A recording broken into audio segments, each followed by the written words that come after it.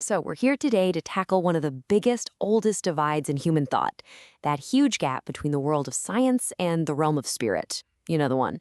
For centuries, they've felt like two totally separate worlds. But what if they're not? Let's dive in and see if we can find where these two paths actually meet. All right, so think of it like this. In our quest for truth, we've got these two major players, right? On one side, you have science. It's all about what's objective. What can we measure? What can we replicate in a lab? It's all about hard data and matter.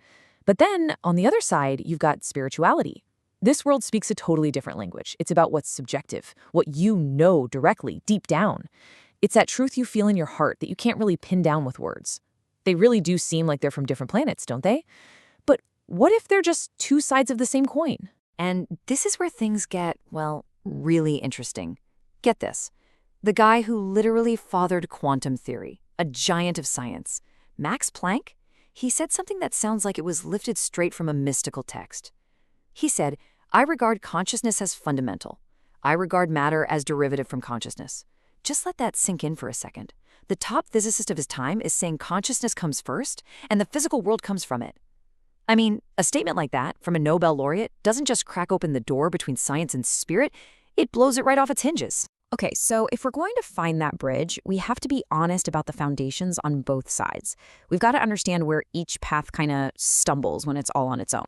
So we're about to take a hard, critical look at the limitations. You could call it the shadow side of both science and spirituality. All right, so let's start with science. You could say it's built this tyranny of the measurable. The core dogma is pretty simple. If you can't measure it, if you can't quantify it, if you can't replicate it in a lab, then it's probably not real. Now look, this mindset has given us everything from smartphones to vaccines. It's incredible, but it also creates this kind of intellectual box. If it doesn't fit in the box, it gets ignored. And this quote just nails the problem. Werner Heisenberg, another one of the quantum pioneers, he saw this so clearly. Science likes to think of itself as purely objective, right? Just a clean window looking out at reality. But Heisenberg says, what we observe is not nature itself, but nature exposed to our method of questioning. In other words, the way we look at something actually changes what we see.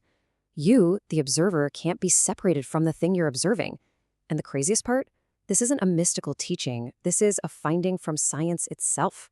And the implications are just massive. And this just goes to show science is a very human thing.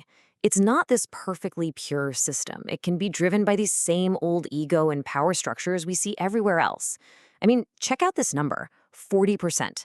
Over 40% of all Nobel Prize winners are from just 10 elite universities. Now, what does that tell you? It suggests that the so-called pure pursuit of truth can get tangled up with things like prestige, who's got the funding, and who gets invited to the party. It seems the who you are can sometimes matter just as much as what you've discovered. Okay, so science has its shadows. Fair enough. But let's not pretend spirituality is perfect. It has its own dark side for sure. And in our modern world, it can often feel less like a sacred path and more like, well, a supermarket.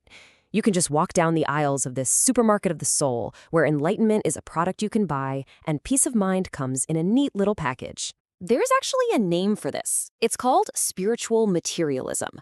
And it's a real trap. It's when the ego, the very part of you that true spirituality is supposed to help you see beyond, hijacks the whole process. Instead of dissolving the self, the goal becomes decorating the self.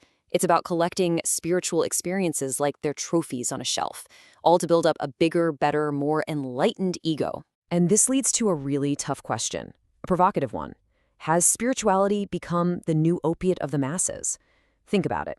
When it's sold as a product, it often comes with this message of, just accept everything, it's all perfect. And while there's wisdom in acceptance, it can also just make you complacent. It can numb you to the real problems in the world, turning you from a genuine seeker into a passive consumer. It's like being in a prison cell, and instead of looking for the key, you just spend all your time redecorating. All right, so we've seen the limitations on both sides. But here's where the story takes an absolutely fascinating turn.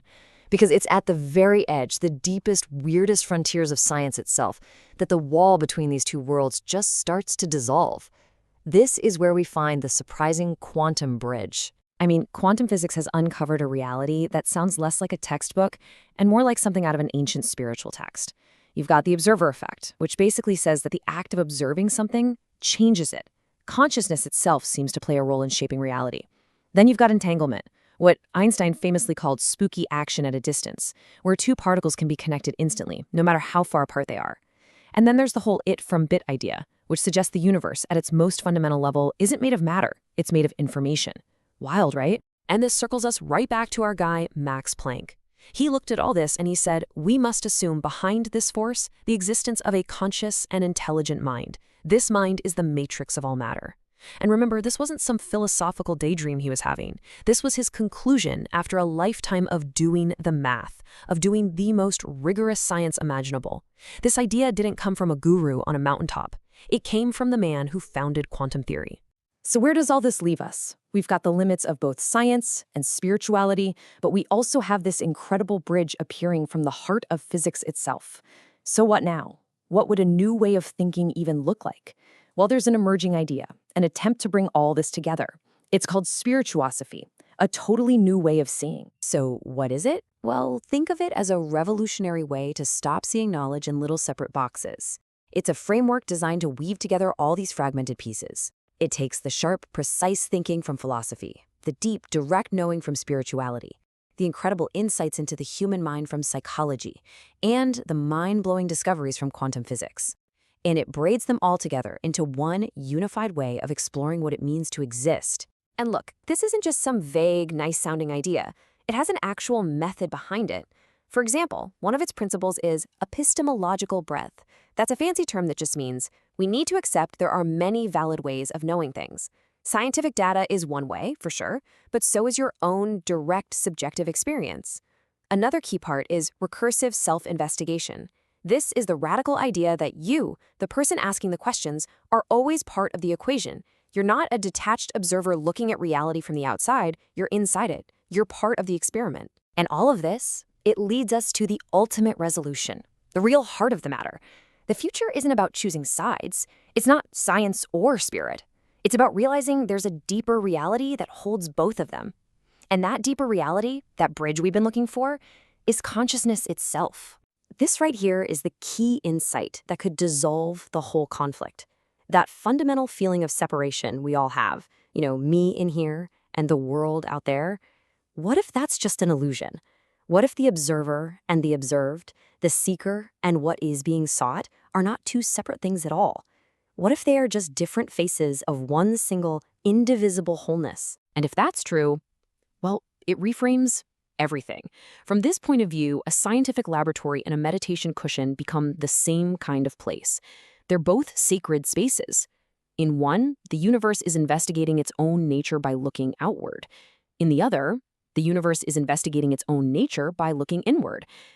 They're just two different methods for one single cosmic intelligence to get to know itself. So we want to leave you with one final question to really chew on. For centuries, humanity has been searching out there, right? Looking through telescopes to the stars, looking through microscopes into the atom, always searching for the next big discovery. But what if the greatest discovery of all isn't out there? What if it's right here? What if the ultimate breakthrough is simply recognizing the true nature of the conscious awareness that is looking through your eyes and listening with your ears, right? This very second. Thanks for joining us for this explainer.